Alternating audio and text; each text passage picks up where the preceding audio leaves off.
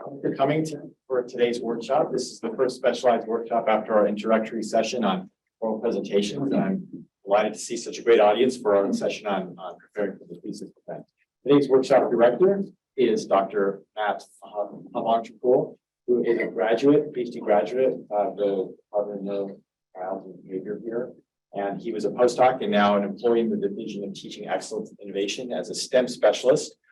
He's helped us a lot over the years with GPS STEM, referring people, helping us out directly. And this is, I get the first chance to lead a workshop, so I'm really excited and thank you for taking the time. Well, thank you. And also GPS STEM, or back then GPS Biomed, gave me so much because I was part of the initial cohort that came in, and just everything that all the programming that I've gone through brought me to where I am today. So y'all are in a great program here to further your professional career.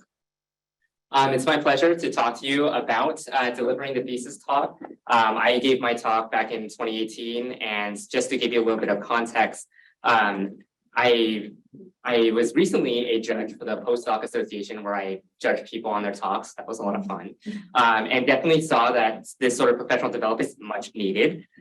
So I'm glad to be here to help y'all out with this. Also, for my thesis talk, I actually won a professional pre-doctoral award for the talk itself. And so I'll talk to you about some of the strategies that I used to give that talk. And hopefully you can apply it to your own preparation as well.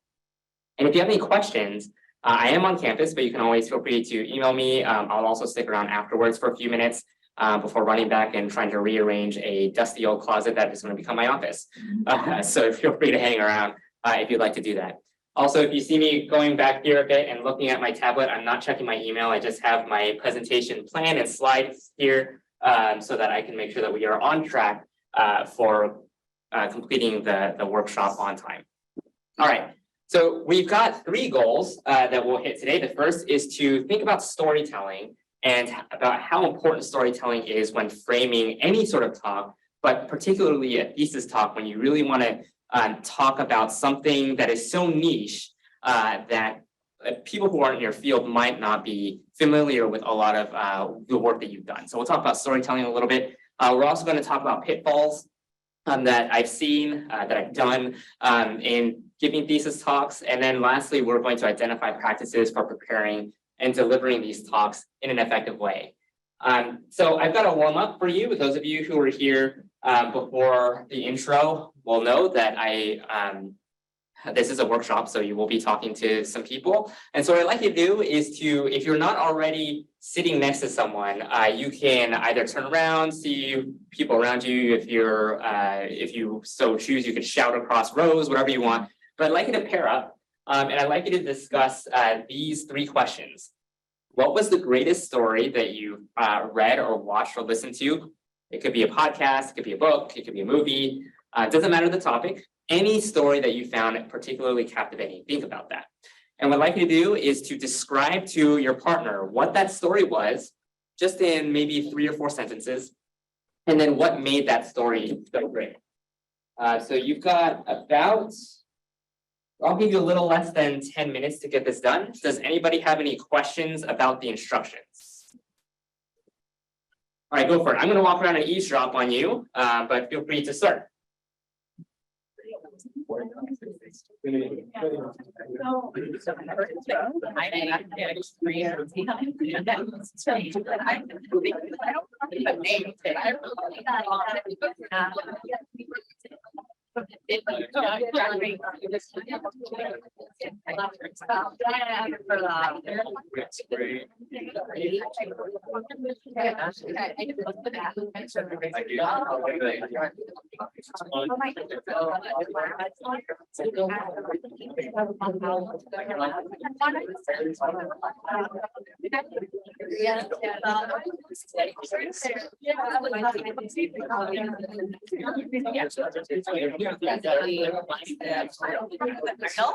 I don't know. If it's great, but like the just it was like. Okay, so what made it so great? And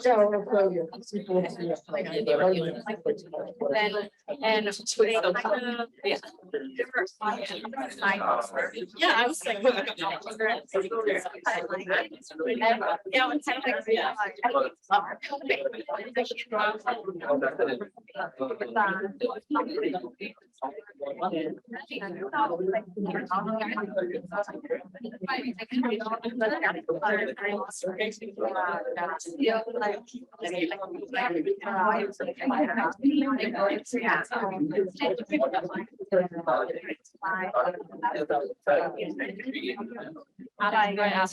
it's kind of a lot of times, I don't understand what because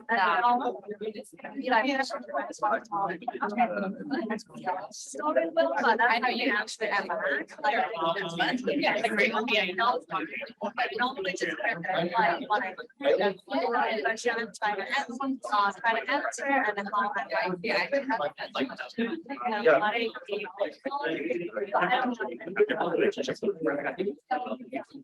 especially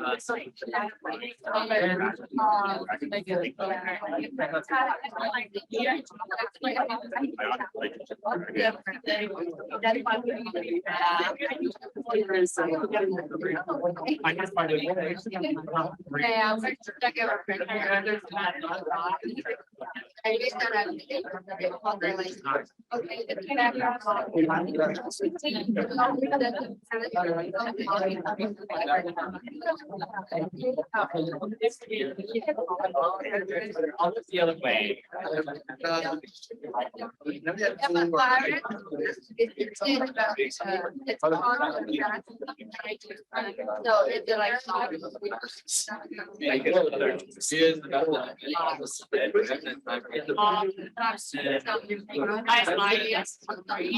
It's a very. About 5 more minutes, any Fred?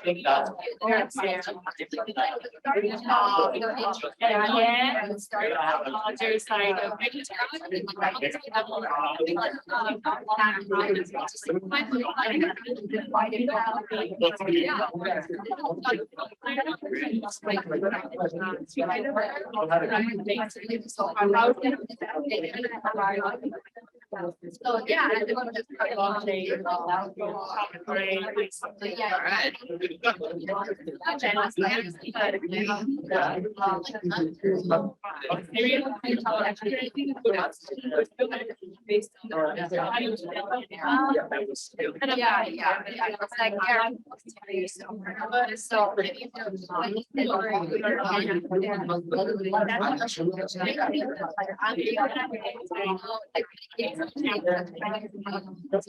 that's not, I don't know whether to go either, but it's just, yeah, I was saying.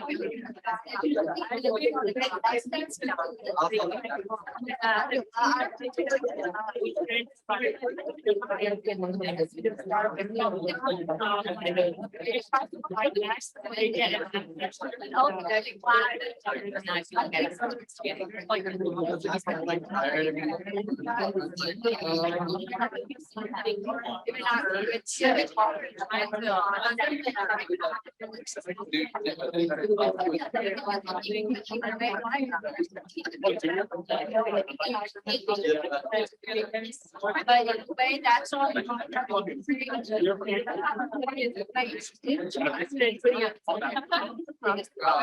The way that I say, okay.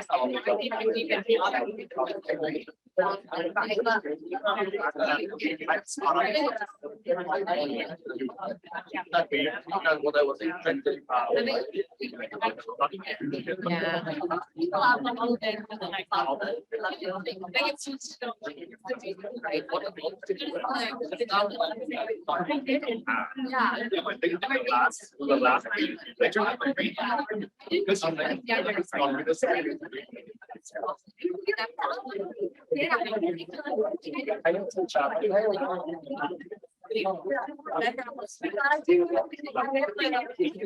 know you guys don't have enough time.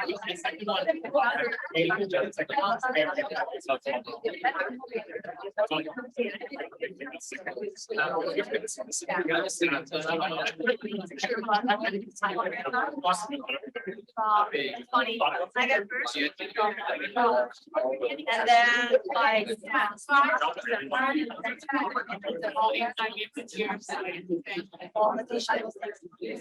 So I'm like, what should I do? That's why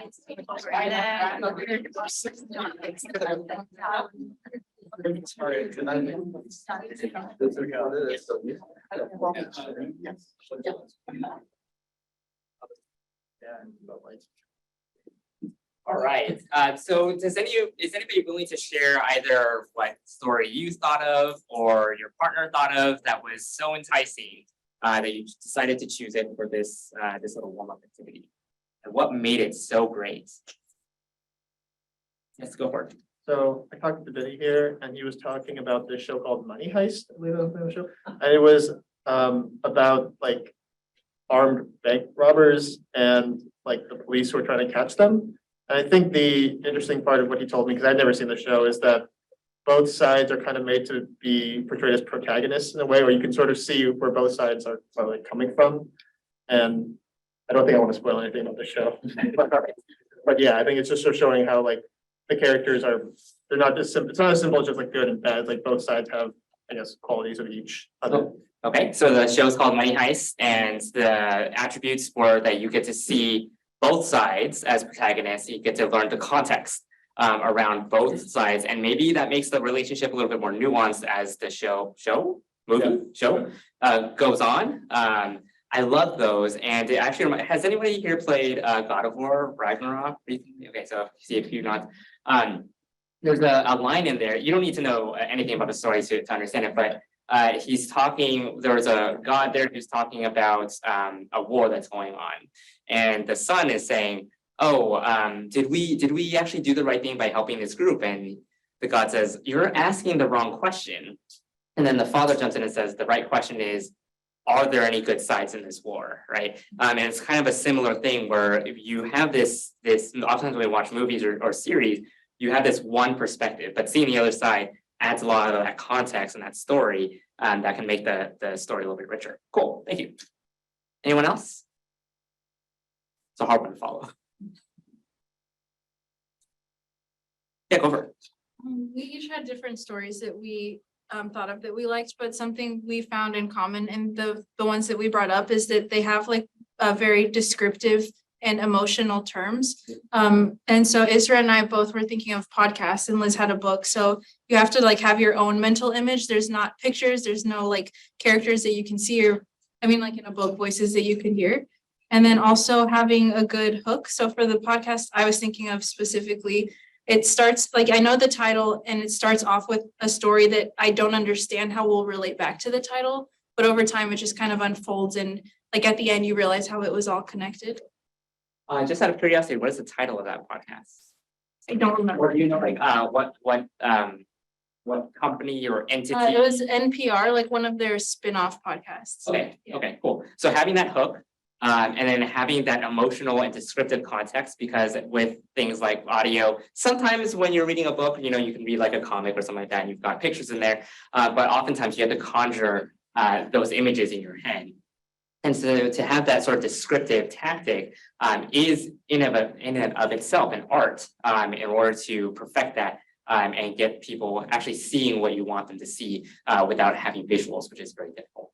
Cool, thank you.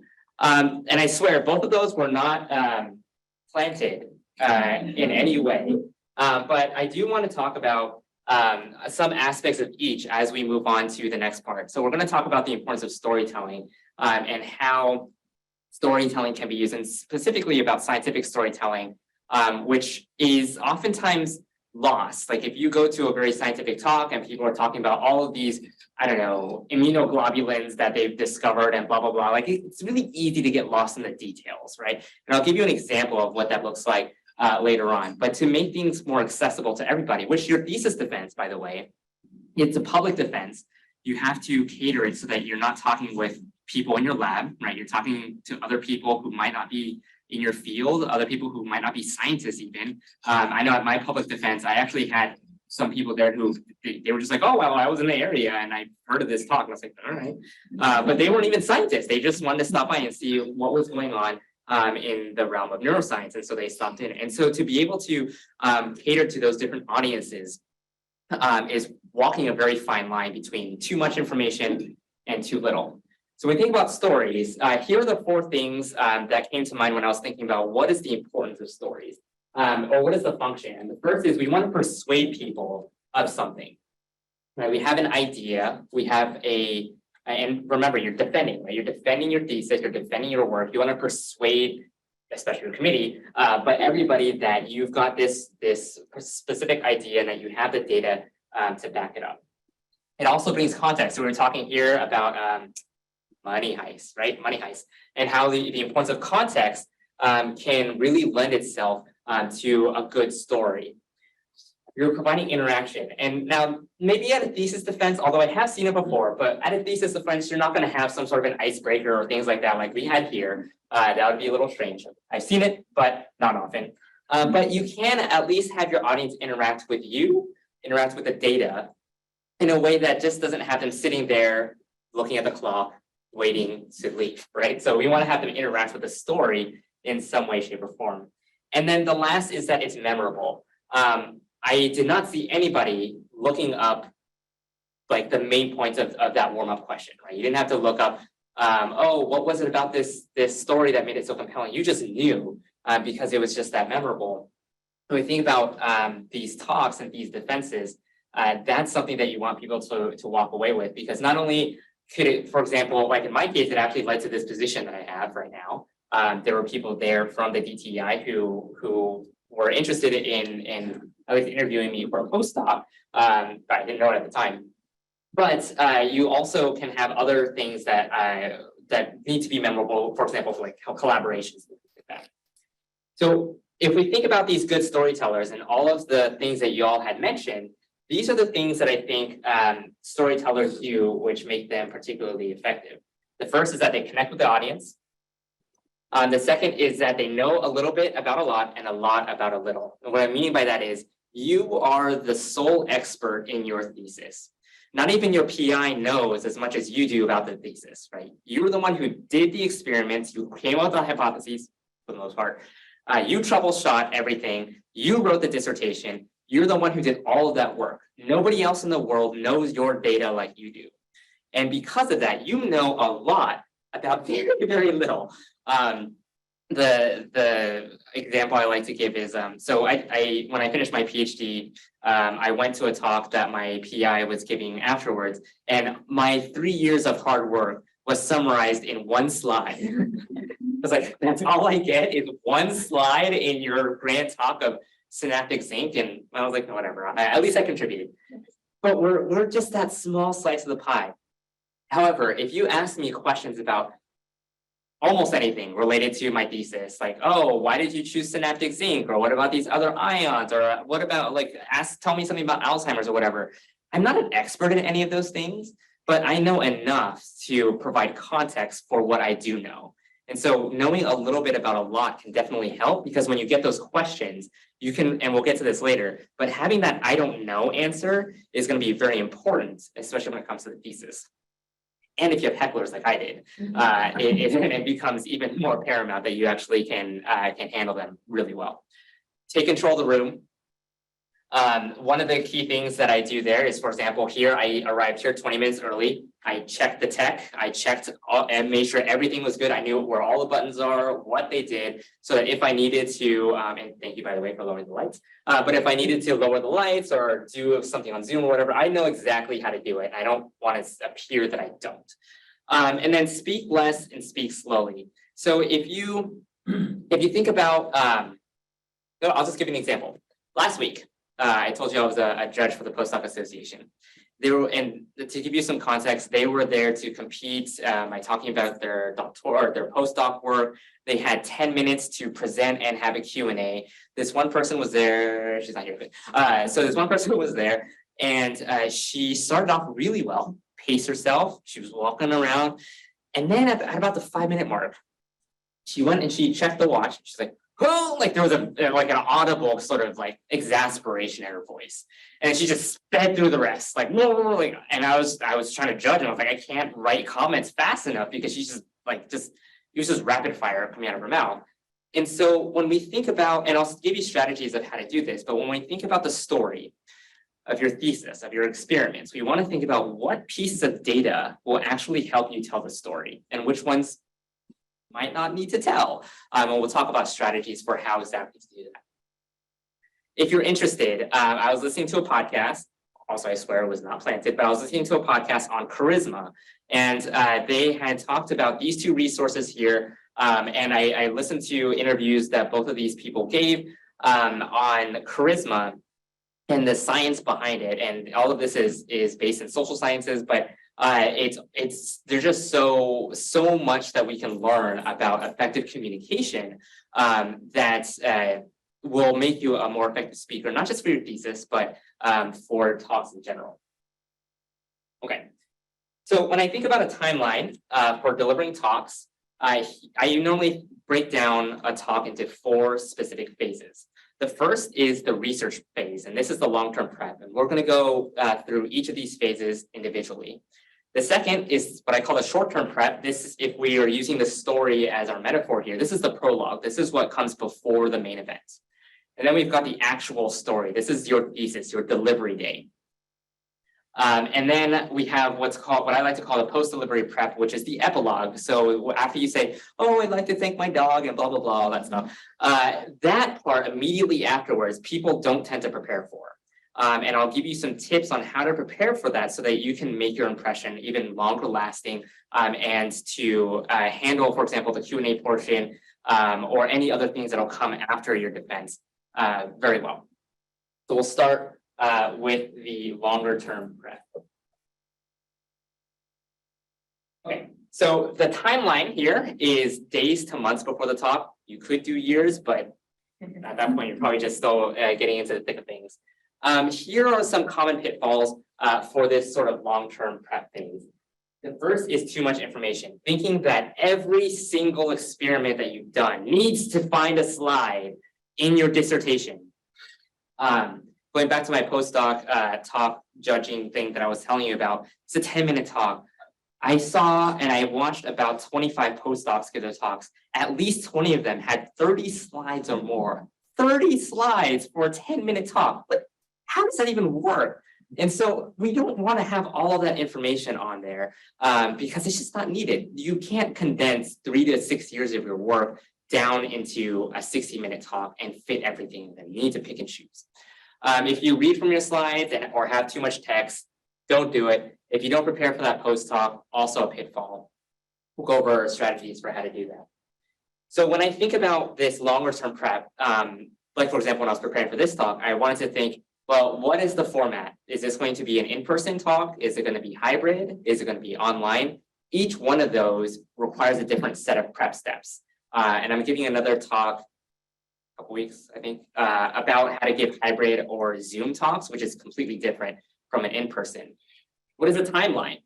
How much time do you have? One of the first questions when David asked me to do this talk that I had was, how much time do I have? Because even though we had blocked off an hour, I wasn't sure if I wanted to talk for the full hour, if I needed to leave room for Q&A, if there was going to be an intro, maybe we were going to wait 5 minutes for people to come in very lackadaisically or whatever.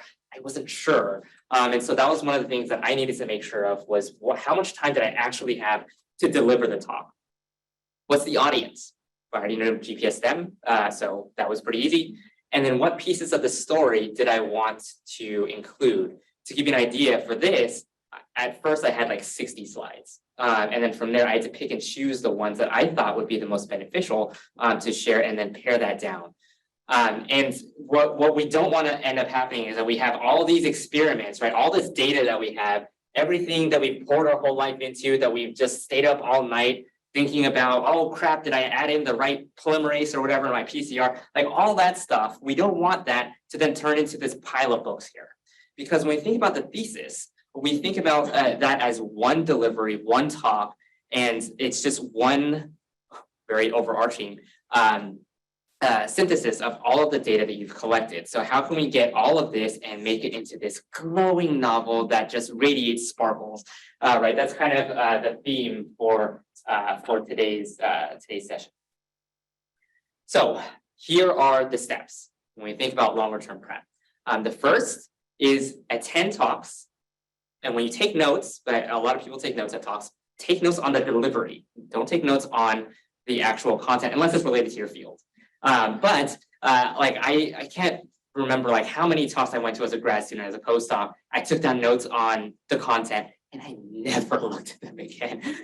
It just didn't even occur to me to reopen that book. But because I know that in my current position, I needed to give a lot of talks. I would always make notes of, oh yeah, the way that this person told the story or the way this person phrased something, I really like that. And so I'd write it down. And I actually have my notebook here where I have like quotes from people that are really inspiring for me, at least when I'm preparing my talks, of how I want to put myself in the correct mindset to then deliver a good talk. Identify your story title. Select the data or the characters of your story. We want to build the background. So if you have characters in a story, it's not just enough to say, oh, well, this character was, I don't know, a fisher boat person, something like that, and then have that be it, right? We need a backstory, like, oh, this person grew up on the harbor, was actually born out on the harbor or something, and so had a fishing reel in their arms since the very beginning, and then from there, I don't know, learn how to talk to fish. I don't know, whatever. But like that whole context, that story, that background behind those characters, behind your data, is what's going to give your audience members context. If I just told you, for example, oh, we study synaptic zinc. For those of you who don't know the importance of synaptic zinc, that probably means nothing to you, right? But if I told you, well, synaptic zinc is released into the cleft, and it's really important because it can oligomerize with amyloid beta plaques, which is important for Alzheimer's. And that gives you a little bit more context, right, behind why am I mentioning this little character in the first place. We have a facilitation plan. I'll show you exactly what that looks like. But every time I give a talk, and I'll show you on the big screen, but every time I give a talk, I always have my facilitation plan, which includes the slides here, and then a breakdown of the timeline here so that I know that I can stay on track, which right now we are actually pretty good. So I'm happy with that. Preparing for your I don't know answer. If you're giving your defense and somebody asks you a left ball question and you just know, instead of saying I don't know, oftentimes what people are asking or what they're looking for in these types of questions, especially if they seem to have nothing to do with what you just presented, is they want to see how you think. They want to see how you think about certain topics, how you think about how do your experiments fit within the context that they're presenting. And they want to see how you can think like a scientist, how you can think like somebody who has a PhD. They want to see you not as the graduate student you are, but the academic professional or the industry professional that you're going to be, right? And those are some of the main reasons why they're going to ask you a lot of those questions that seem to have no sense whatsoever. But a good way to do it is say, I'm not entirely sure of the answer because those experiments haven't been done. However, given the context of what I know and the experiments that we have, it's possible that blah, blah, blah, this is how it works. So preparing that I don't know answer, or at least the stem of that answer, can go a long way. Second to last one, practice out loud, time yourself. Don't overly do it, and definitely not the night before. But when we're thinking about months in advance, having that timing down really helps. There was a quote that I remember from, it was this educational talk, and the guy said, practice something not until you get it right, but until you can't do it wrong. And so that really resonated with me because if you were, for example, a heart surgeon, right? And you're like, you know what? I practiced this so much and I got it wrong a bunch, but I finally can do that triple bypass surgery. Let's go.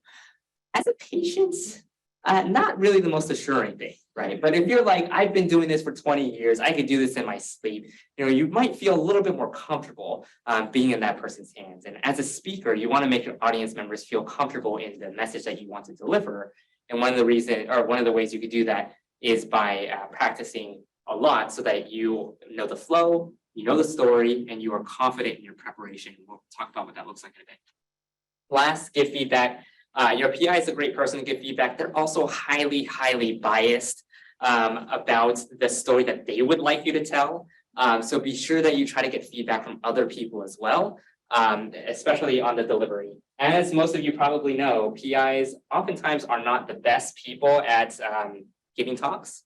And so when we talk about the delivery of things, it's good to get various perspectives on it so that you can get multiple ideas. Actually, when I was preparing for mine, I gave a talk to my family who knew nothing about science. And I was like, what questions did you have? And those are the questions that I wanted to make sure that I addressed in the final version, because I knew that there were going to be people there who would have the same questions. And I didn't want to assume that everybody knew all of the answers to the basics. Okay, so when we think about the long-term prep, well, I want to take the next minute or two for you on your own to just think about a couple of things. The first is, when you think about your thesis, what is the title of your story? And what I'd like you to do is to not use too much jargon. So the question is, can someone without discipline-specific background understand? And I'll give you an example. I totally made this up, by the way. I don't know if actually this is true, but I literally just Googled what are the most complex immunological terms, and I smashed them all together in a sentence.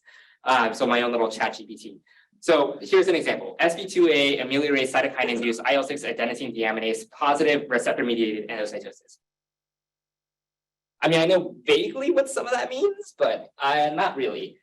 But if I were able to rephrase that, I could rephrase it to something like this. We're losing a little bit of detail here, but that's not important at this point. So we can rephrase it to be the beneficial effects of the synaptic receptor SV2A on the immune response. So as you can see, we don't mention anything about IL-6 or adenosine deaminase positive receptor-mediated endocytosis. That doesn't matter, because those are going to be the characters of the story. For the title, you don't list all of the characters in Avatar: The Last Airbender, right? You don't list every single person on there, right? Instead, we talk about the overarching things, and then the characters themselves will come later on in the details. So I want to give you about a minute or two to come up just with the title of your story on your own, and then we'll move on to.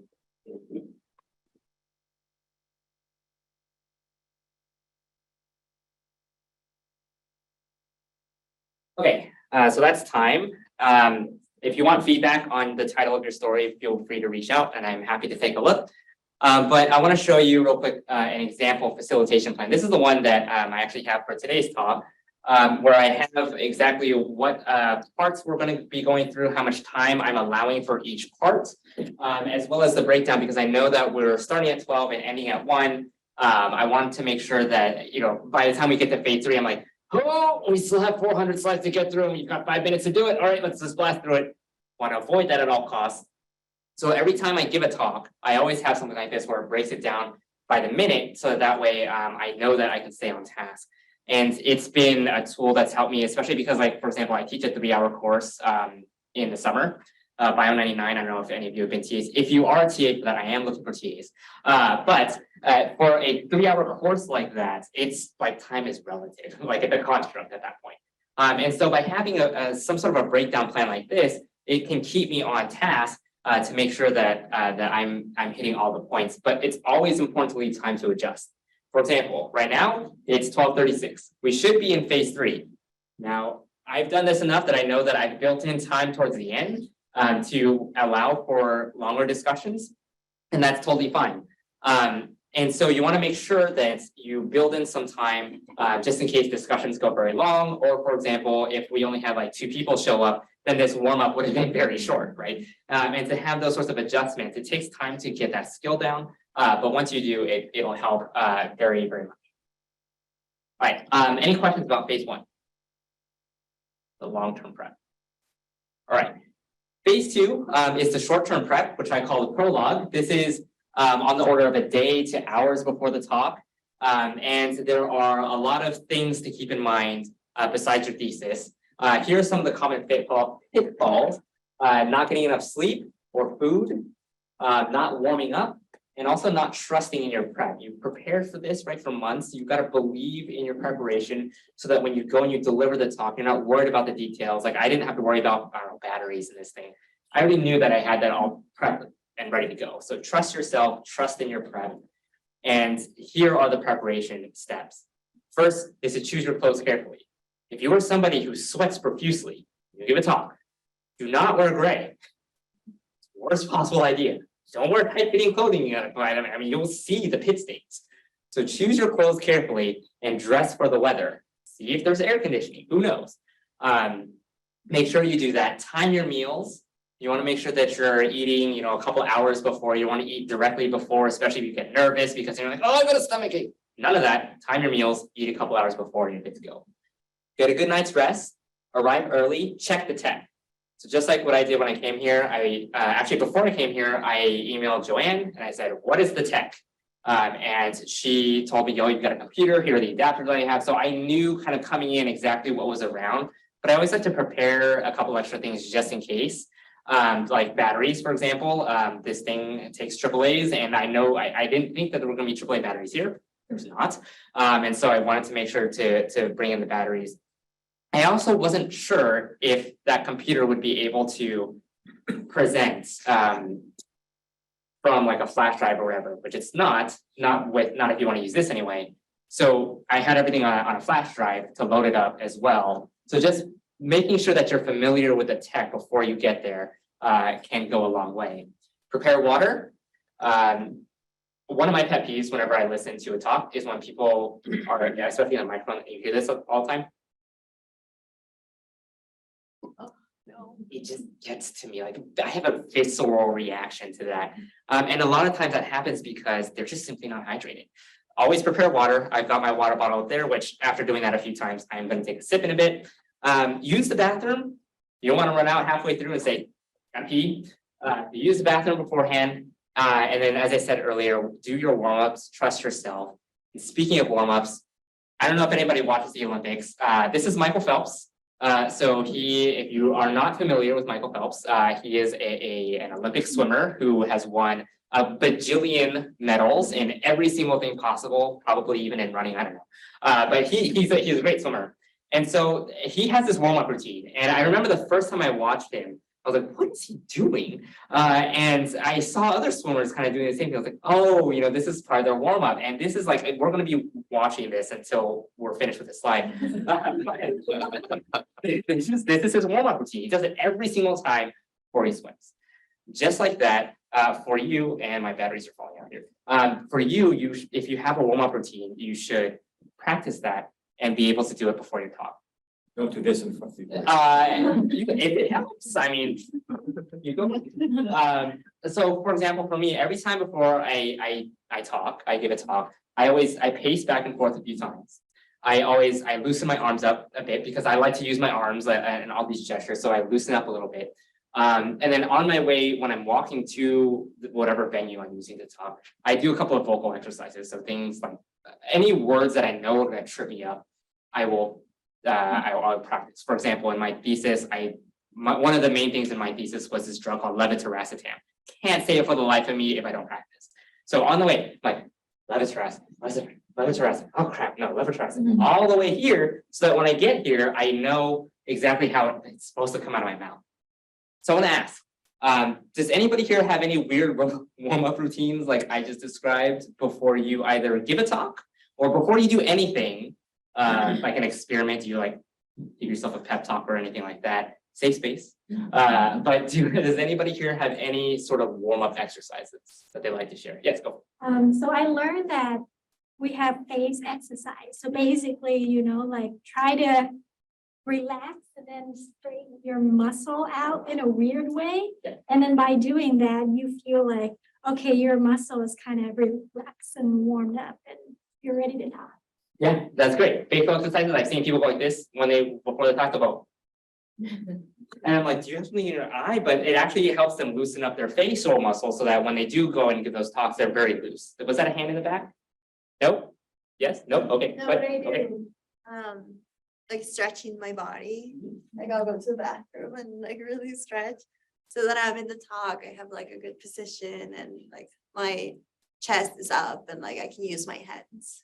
Yeah, stretching is great, not only for those reasons, but it gets the blood moving as well. As you all might be aware, blood is very important for you to think, and stretching will definitely help you out with that. I saw hands somewhere around here. I was Yes. gonna say, the power stance, a long time ago, someone told me that it helps just, so right before, I'll just stand there like this. Yeah, so different power poses, they had their time. Some people still do them. I have not seen a lot of people go, like this right before a talk, but I do know that power poses do help, maybe not that Maybe exactly. not with the legs, but yeah, with the arm. Really? Just the arm, so you stand there just like this? Yeah. Face, face. Yeah, so something like that can go a long way. Yes. I don't know what it's called, but I do what's called like bubbling. I think it helps with projecting your voice. Yes, so you're essentially what you're doing is you're stretching out the vocal cords. And there are a couple different ways to do that.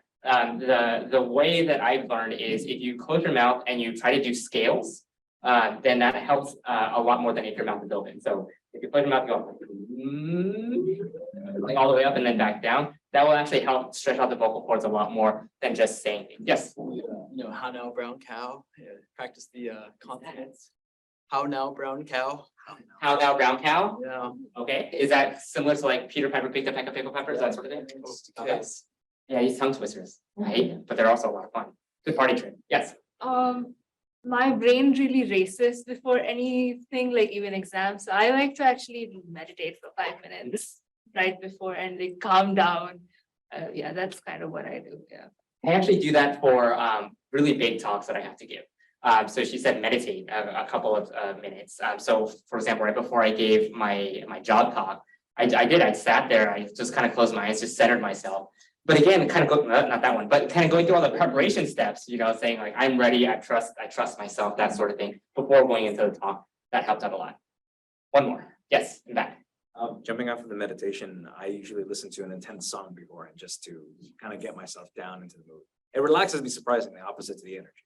Yeah, I love that. So listening to an intense song, he actually does that too, Michael Phelps. There's a, if you Google him and just say Michael Phelps, I don't know, face, I swear it'll pop up, like he's just sitting there with his hoodie on, he's like the whole time. But he's listening to like, I think he was listening to Eminem or something before he went into the water, and that can also put you in the right mood. Excellent warm-up steps. I love it all. I'm going to steal a few of them, but hopefully those of you, if you don't have a warm-up routine, this will give you some ideas of things that can work for you. There's no shame in trying it in front of a mirror. Just make sure that it's not a public mirror unless you are very comfortable with yourself. Okay. So let's move on to the next, to the last couple of steps here, phases. The first is the delivery. This is the talk itself. So the time has come, you are up there at the podium, you look out and you said, okay, X amount of years of my life.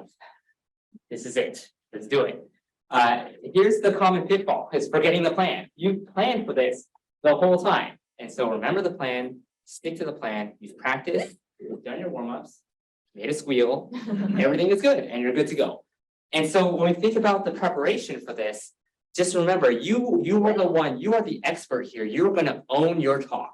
You're the only one who can give it, and you're the only one who could deliver it in your style. And that makes it unique. You tell your story, be mindful of your posture, don't kind of, if you're going to be giving a talk, and unless you're not feeling well, and you're kind of like this the whole time, like you've got really bad indigestion. This is not going to be a good power pose, right, for you to actually deliver the talk itself. So be mindful of the talk, of your pacing as well. Make sure you're not going too fast. A good trick that I learned actually from my old supervisor, Brian Sato, was whenever he gives a lecture, he'll hold onto a cup of water. And whenever he feels like he's going too fast, he'll just pause and take a sip.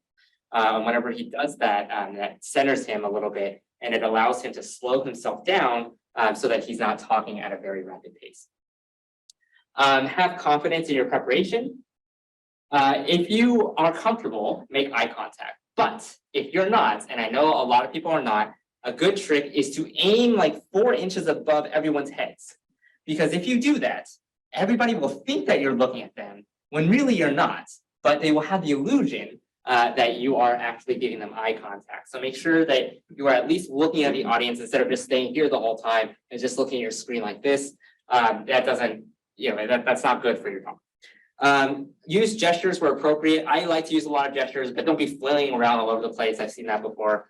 I'm part Italian, so my grandma does a lot. So every time she says, you have to put the meatball in. So you don't need to do it quite like that, but a little bit of dynamicism does help out. If that's a word. It does help. And then lastly, have backups. So for today, I always carry around my main set of batteries and a backup set of batteries. Even though Joanne told me that there's going to be a projector, I always bring my own adapter, and I always bring a marker just in case if the power went out, I could do this as a chalk rock. So I always like to come prepared with all the backups, just in case. Now we're gonna move on and transition to this last part.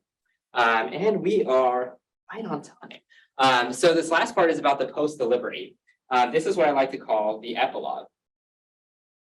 So when we think about the delivery, the post-delivery, a lot of times people don't actually think about it at all, which is it's really a missed opportunity.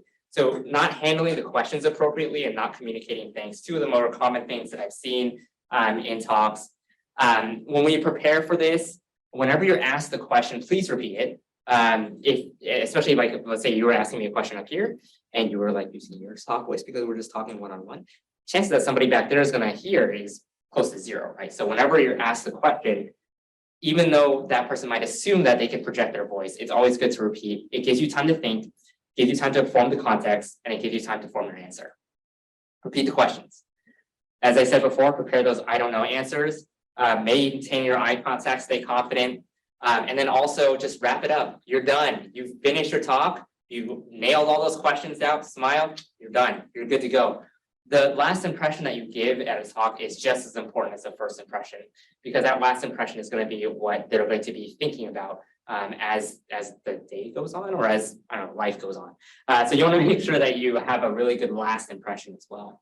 And then as always, you want to thank the audience. Oh, thank you so much for coming and blah, blah, blah. Show that gratitude. Again, that helps the connection to connect with the audience. You want to be sure to do that.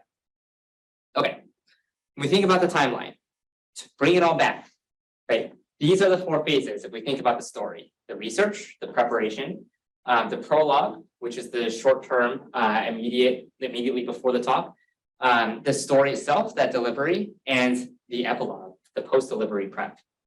I want to give you an example of what this looks like, and I'll give you an example from my own thesis.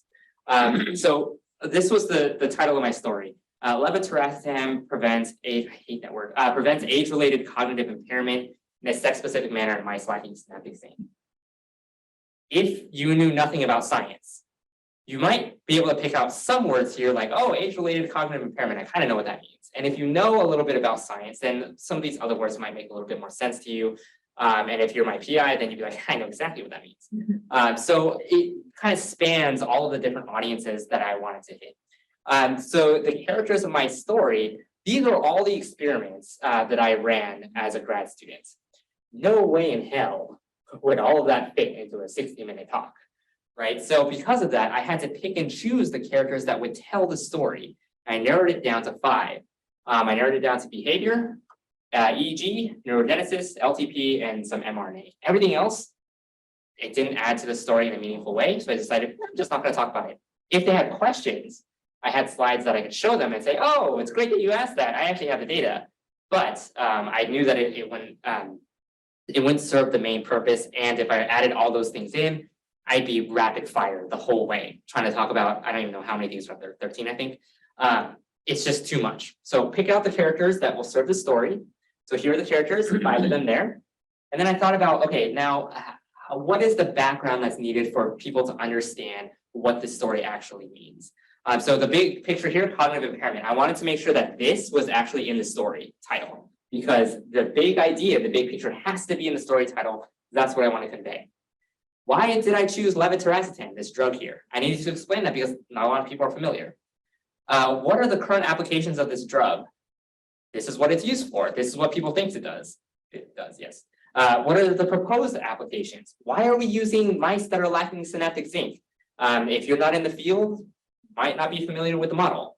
So why do we choose them? And then all of that background led to the hypothesis linking led to why we use these mice.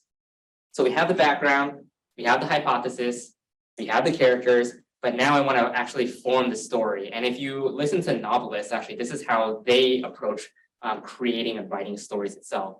So here are the characters. The first one, behavior. I know that Lev reduces age-related cognitive impairment, but how does it do that? Well, that brings us to the next character, EEG. We know that it's not through electroencephalography, it doesn't reduce spiking. So what was the next step in that story? It makes sense that it would have been because it's an anti-epileptic drug, but that's not how it works. Well, let's take a look. So we did an mRNA. We looked at the mRNA and we tried to see what was going on, what genes were affected. And then from there, we can test it out and say, well, look, we have genes related to LTP and neurogenesis. Let's talk about it. So in neurogenesis, we saw sex-specific traits, again, related to the title.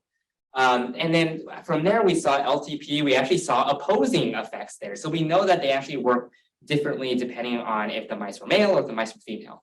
And how those two actually interact was the key part of the story. And so what we did was we brought that back together to the actual title. So levetiracetam prevents age-related cognitive impairment in sex-specific manner in mice lacking synaptic zinc. If you look at all the characters here, each one of these will play a role in the story itself. And so that's that final check, is to make sure that all of the characters in your story are actually contributing in a meaningful way, so that when you deliver the talk, deliver the story, tell that story, that all of it is kind of cohesive, tied up in a nice little bow, and then you can submit that to your committee and then take your bow. So that's kind of the example when I was giving my talk of how I framed the story, chose the characters, and then framed how the outline and how the chapters were going to go in order for me to cohesively tell that story. All right, are there any questions about either the story, the process, any of the phases, the preparation? Yes. I have a question about choosing your audience. So given that it'll be like your PI and then people in your field and people who know your field but might not be as technical, and then like family members and stuff, is there a way that you can cater to everyone, or like should you focus on being less technical for the sake of the public, or how do you find that balance? Yeah, so the question is about the audience. How do you, if you have an audience who is not technical, if you have ones that are your part of your lab, your PI, your committee, how do you cater to all of them? There are a couple of different strategies. The first is to consider whether or not you're going to have a closed door defense as well, right? If you have a closed door defense, save all the technical stuff for the closed door defense, and then leave all of the kind of higher level stuff to the public defense. If you don't have a closed door defense, then I would err on the side of keeping it more general, but having the data to back it up. That way, everybody who doesn't have like a degree in whatever field you're in, they'll know what you're talking about. But those people, especially committee members, later on, they'll say, hey, well, I was wondering if you could elaborate a little bit more on this data. You already have that, like it's a backup slide or whatever. Sure, yeah, I can do that. But that doesn't factor into the actual details of the story itself. Just show the data that's necessary for you to tell the story, and leave all the details as supplemental. Does that answer your question? Yes. Yes. So I find a hard time to opening the talk and then closing the talks. Do you have like good phrases for opening and closing? Yeah, so the question is about opening and closing talks, and those are the hardest parts because that's a first impression and the last impression. It depends on your personality. For me, I'm a little goofy and I love humor, so I try to infuse as much of that into the opening and closing as I possibly can. Not to overdo it, of course, because that can also go off the rails, but just stay true to yourself and then kind of dive right into it. I think the important part, especially when you're opening, is the delivery, is like, how do you present yourself? How are you proposing if you decide to, or how do you project your voice? Those are the sorts of things that will get the audience hooked. I've seen some people be very successful at questions. So for example, like, you know, did you know that X million of people suffer from Alzheimer's disease every year? Or, you know, something, the grand statement like that. I've seen that happen, and that's been pretty good. To add that hook. I don't know if you said it, but somebody else was saying that a hook is very important for the story. And you can start off with that. And then at the end, I always, for every single talk I do, I always bring it back to the beginning and say like, these were the goals, or like, this was the framework, these were the outlines, and this is where I took you in this journey from here to here. And so that way you can very nicely just wrap everything back up and bring it back to the beginning, as stories often do. Does that answer your question? Great, yes. So can I help answer that? Because not everybody here came to the overview talk about how to give talks. And at the end, it's really useful to have a visual, schematic of what you just talked about in the context of literature. And that automatically brings things back to the beginning. And another point from the beginning is never read the title of your talk. Even Matt's talk, which he included some lay people's words, just say, today I'm going to tell you about my thesis work. We're really interested in age-related memory loss and the possible role of saying whatever, just something that's not reading from the slide. I'm going to just leave the room if I hear somebody give start and read their title. It just really bothers me and many people. So that is, your goal isn't to read to people what they can read themselves. Just start conversationally about why this is interesting. And then you could say, we all know somebody or many people with Alzheimer's disease, or we've all had family and friends die of cancer. Immediately everybody's going to be listening and interested. So that's my suggestion and Melissa Ladon's suggestion for how to, start your talk. Don't read the title, talk about something everybody feels. I hope I didn't read the title here. You didn't. Right, like someone is already gonna read your title and introduce you, so like just repeating it doesn't. And it's also a waste of time, right? Like if you've got a certain amount of real estate in a talk, you don't want to spend on repeating something that everybody already knows or somebody's already said before. Yeah. Yes. I have a question about the transition between slides. Mhm. What is the best way to translate between slides? Are you talking about a physical transition or like a conceptual transition? I mean, when you want to talk about your next slide, right? Mhm. All right, like, what is the best way? Am I going to say, oh, next, or how to introduce the next slide? I see. So the question is about slide transitions. So if you were going to talk about one thing and then you wanted to transition to the next, how could you actually do that?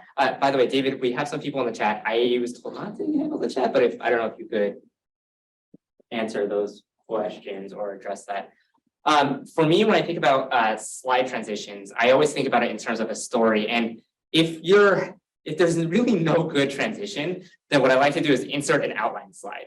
And say, like, for example, if you have 3 different experiments and all of them, like, they don't fit together in a cohesive story, just have an outline and say, all right, here's what we're going to talk about. And then here's the first story I'm going to tell, here's the second story I'm going to tell, here's the third story. And then between those transitions, you can show the outline and say, okay, we're finished with the first part, we're going to move on to the second part now.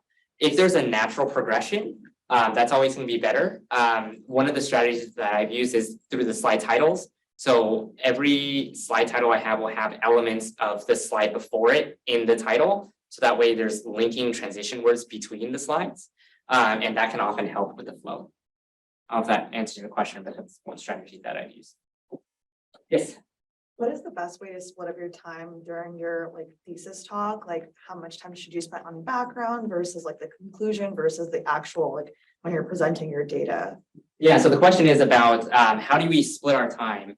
And we're almost at 1, so this will be the last question, then I can answer any questions afterwards. So in general, for a public defense, I would spend, let's assume that you have an hour. I would probably spend maybe 5 to 10 minutes, maybe 5 minutes on the actual background before you get into the data. But every time you present a piece of data, I would also be giving a little bit of background to give the context. So if you were to give, for example, I'm going to talk about neurogenesis. Why is neurogenesis so important? Here's a minute of background there before getting into neurogenesis and the data itself. The data, so I would have the bulk of it be the data, so maybe like 30 minutes or so, and then maybe 5 minutes, if that, of future directions, and then just thank the audience, leaving about 5 to 10 minutes for Q&A. But that depends on what your PI wants, as well as how long you have for the defense. But for me, it's all about, it's not just here's the background, materials and methods. It's not a paper, right? So I always like to include the background as the data goes on. So it's kind of this cascading effect. Hope that answers your question. So a lot of people have many chapters in their thesis that they're not always clearly connected, and you're tempted to show it all, to show off everything you've done. Story is so important. So pick 1 chapter or 2 that are related, tell the story and say, if I had more time, I would tell you about other aspects of my thesis. We'll talk about it in the private defense. Adhere to a good story. And stay on time. Stay on time. And with that, we're at lunch. If you have any questions, I'll stick around for a few minutes, but otherwise, have a good rest of your day.